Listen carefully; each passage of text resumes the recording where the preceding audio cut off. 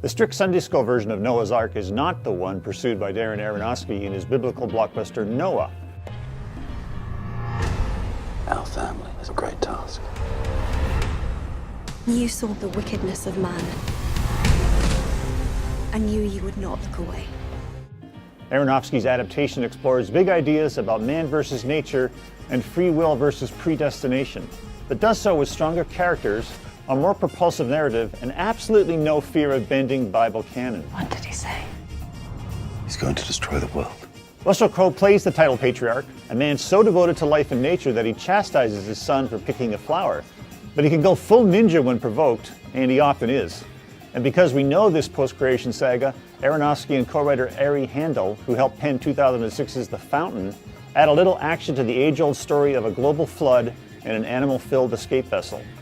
There's a violent God versus man subplot where a resilient band of barbarians refuse to be washed asunder, making this biblical epic feel like a summer popcorn film. Fortunately, the Hollywoodization of the story isn't at the expense of Aronofsky's grander plan, which is to illustrate the flood and its emotional aftermath. To that end, Noah would sink without a powerful lead anchor, and Russell Crowe portrays the character with outer devotion but inner turbulence. It's a performance that is leagues better than most of his recent outings.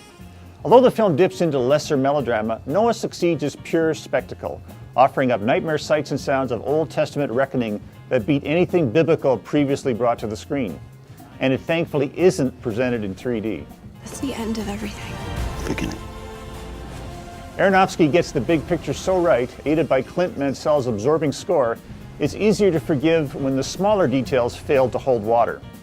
For what is very much an action film, however, there's some great camera work to be seen. Awe-inspiring crane and helicopter shots show the Ark's assembly, and when the rains begin to thunder out of the heavens, the scene feels like Helm's Deep from Lord of the Rings. Even at a running time of 137 minutes, the story flies by. There were some emotional fireworks in the film's final act when the story returns to the contradictions inherent in humans being asked to do violence in the Lord's name.